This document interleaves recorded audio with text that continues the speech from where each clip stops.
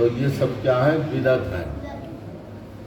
ہمارے نبی کے مبارک زمانے میں تو قرآن بھی شکل میں نہیں تھا، جس شکل میں آج ہے۔ جامع القرآن کامل الحیاء والاتقان امیر المومنین حضرت عثمان ابن عفان، ممبر پر ہر جمعے کو آپ سنتے ہوں گے کہ قرآن کا جمع کرنے والے کون ہیں؟ حضرت عثمان ابن عفان۔ یہ ہمارے نبی صلی اللہ علیہ وسلم کے داماد ہیں۔ حضرت عثمان غنی کون ہے؟ سن بھی رہے ہو یار؟ اگر سن رہے ہو تو دو زور سے بولتے رہو، کون ہے یہ؟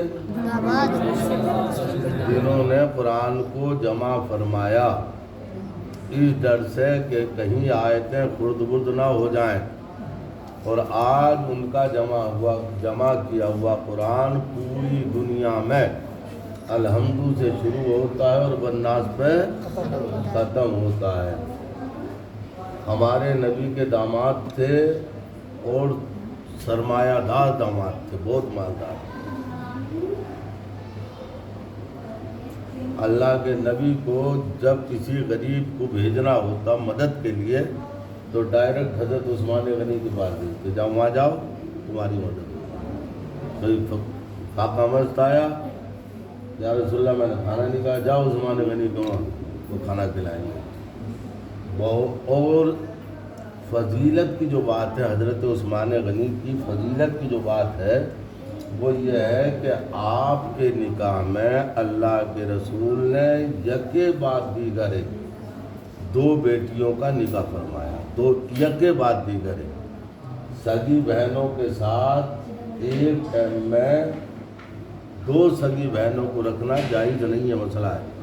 دو سگی بہنوں کو، ایک آدمی نے اس سے نکاح کر لیا بڑی سے، پھر بھی کچھ دنوں کے بعد، سال گزرنے کے بعد، 2 سال گزرنے کے بعد سالی سے بھی کر لیا، تو یہ نکاح جائز نہیں ہے، جائز نہیں ہے۔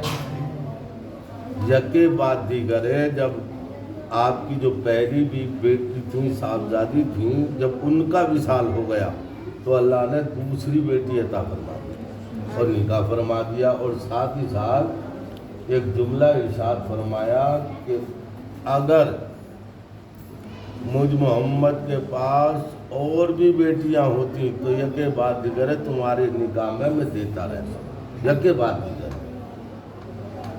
تو انہوں نے قرآن شریف کو جمع فرمایا، تو یہ قرآن شریف چونکہ زمانہ رسول میں اس انداز میں نہیں تھا، نہ پٹھے لگے ہوئے تھے، نہ اس کے اوپر پلاسٹک کی وہ جو ہے آتی ہے کبری یا کاغذ کی، وہ نہیں تھے، تو یہ سب کیا ہوا؟ بدعت۔ یہ چھپائی کیا ہوئی؟ بدعت۔ اس پہ جو زبر ذیل لگے ہوئے ہیں یہ کیا ہوئے؟ اس وقت نہیں تھے زبر ذیل، تو یہ بھی بدعت ہوئے۔ تو جو لوگ بدعت کی رٹ لگاتے ہیں ان کو چاہیے یہ قرآن نہ پڑھیں، ان کو چاہیے کچی مسجدیں رکھیں، ان کو چاہیے پنکھے جو ہیں نہ لگائیں، ان کو چاہیے ایسی نہ لگائیں، ان کو چاہیے کچی مسجدیں رکھیں، اس میں نماز پڑھیں، اس لیے کہ جب بدعت جائز نہیں ہے تو ان کے نزدیک جو ہے بدعت جائز نہیں ہے، ہمارے نزدیک بدعت جائز ہے، کچھ بدعتیں ناجائز ہیں اور کچھ بدعت جائز۔ تو یہ جو بدعت ہے اس بدعت کو بدعت حسنہ کہتے ہیں، اچھی بدعت ہے۔ کتنے لوگ آج فائدہ اٹھا رہے ہیں، گرمی میں آدمی آیا، پنکھا چل رہا ہے، وہاں بیٹھا، اس کا پسینہ سوکھ گیا، اطمینان کے ساتھ نماز پڑھ لی خوشو و خضوع کے ساتھ۔ تو یہ ہر بدعت ناجائز نہیں ہے، بلکہ کچھ بدعتیں جائز ہیں اور کچھ بدعتیں ناجائز۔ اور جو رسول پاک کے زمانے مبارک میں جو چیز نہیں تھی اسے بدعت کہتے ہیں۔ کیا کہتے ہیں؟ بدعت کہتے ہیں۔ اب اس کی قسمیں جو ہیں،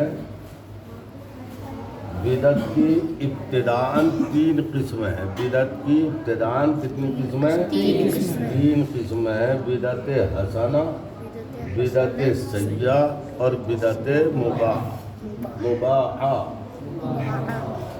یہ 3 قسموں کی بدعت ہے۔ بدعت حسنہ وہ ہے اچھی بدعت۔ حسنہ کا معنی کیا ہے؟ اچھی بدعت۔ بدعت حسنہ اچھی بدعت۔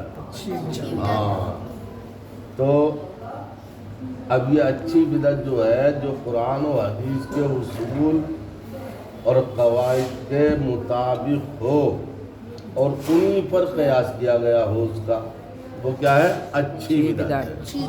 نہ قرآن کی مخالفت کر رہی ہے وہ بدعت، نہ حدیث پاک کی مخالفت کر رہی ہے، نہ اقوال صحابہ کی مخالفت کر رہی ہے۔ وہ بدعت کیا ہے؟ حسنہ، بدعت حسنہ۔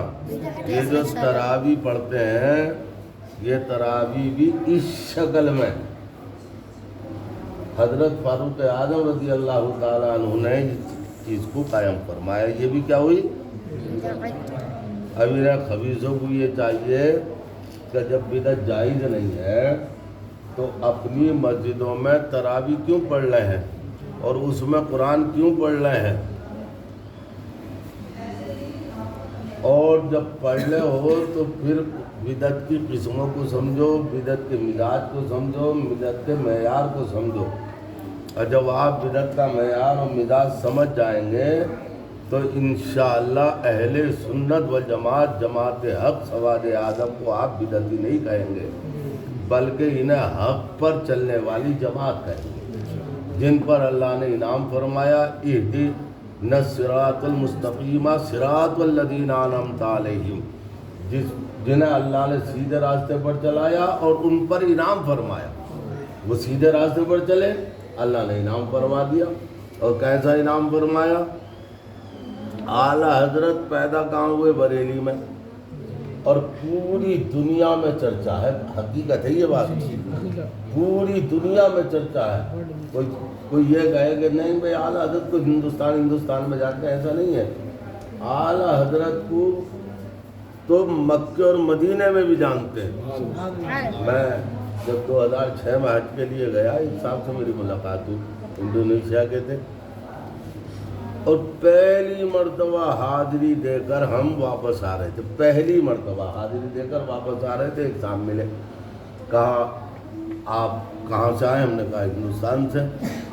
آپ کون سے شہر سے آئے ہیں؟ مراد آباد سے۔ کون سا صوبہ؟ اتر پردیش۔ تو حیرت یہ ہوئی، وہ کہنے لگا کہ آپ کے مراد آباد سے بریلی شریف کتنی دور ہے؟ سبحان اللہ، کہاں؟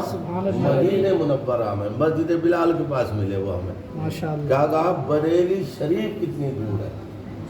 میں یار بڑی حیرت ہوئی، ارے بھائی آپ رہنے والے کہاں کے ہو؟ کہنے لگا انڈونیشیا کا۔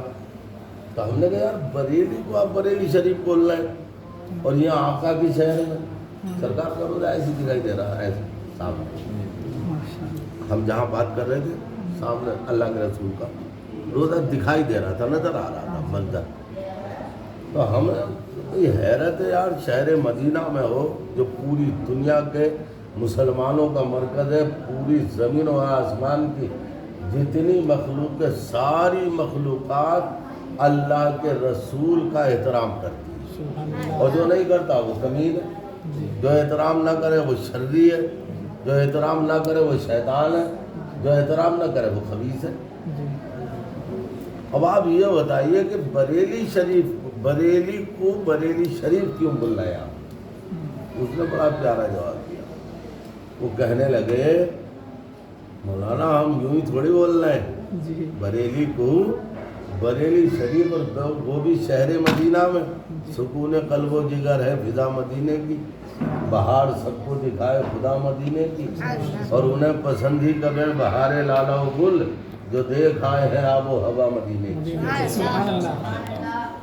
اور سرکار اعلیٰ حضرت نے جو کہا ہے کہ چمک تجھ سے پاتے ہیں سب پانے والے، میرا دل بھی چمکا دے چمکانے والے، برستا نہیں دیکھ کر ابر رحمت، بدوں پر بھی برسا دے برسانے، مدینے کے خطے خدا تجھ کو رکھے، امیروں غریبوں فقیروں کو ٹھہرانے والے۔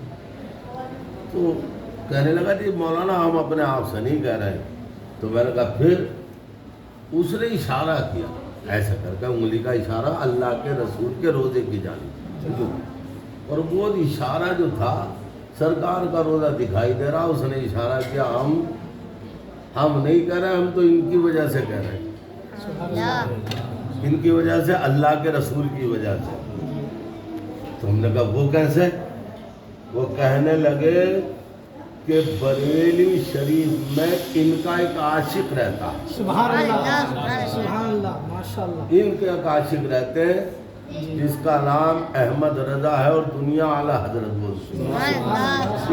وہ جب اس نے یوں کر کے اشارہ کیا نا، یقین مانو آج بھی ایسا لگتا ہے جیسے وہ اشارہ کر کے سرکار کے روزے کو بتا رہا ہو، بڑا اچھا لگتا ہے۔ تو میں نے کہا جب سرکار کو اعلیٰ حضرت پسند ہے، اعلیٰ حضرت کا مشن پسند ہے، اعلیٰ حضرت کی عاشقی پسند ہے، اعلیٰ حضرت کا چلنا پھرنا اور یا نبی بولنا پسند ہے، تو پھر یہ پورے عرب میں حالات کیوں بگڑ گئے؟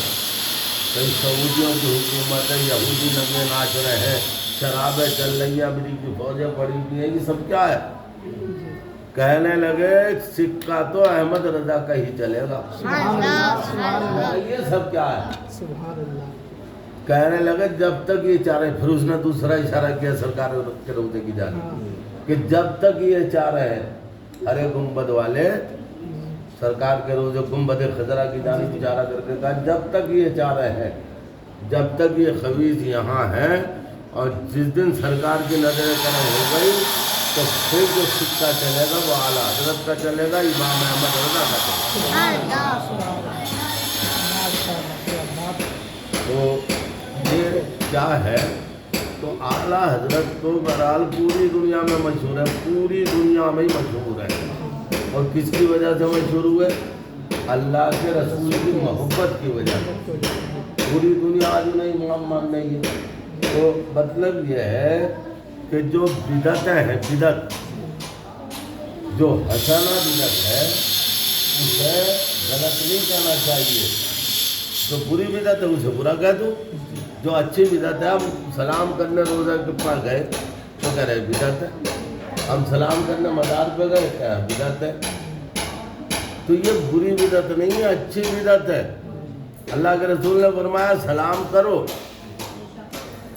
تو ہم تو سنت رسول پر عمل کر رہے ہیں، لیکن یہ خبیث سنت رسول پر عمل کو روکنے کے لیے بدعت کا نام دیتے ہیں، حالانکہ بدعت جو ہے اچھی بھی ہے اور بری بھی ہے، اور جو اچھی بدعت ہے اسے حسنہ کہتے ہیں، اور جو غلط بدعت ہے اسے سیاح کہتے ہیں۔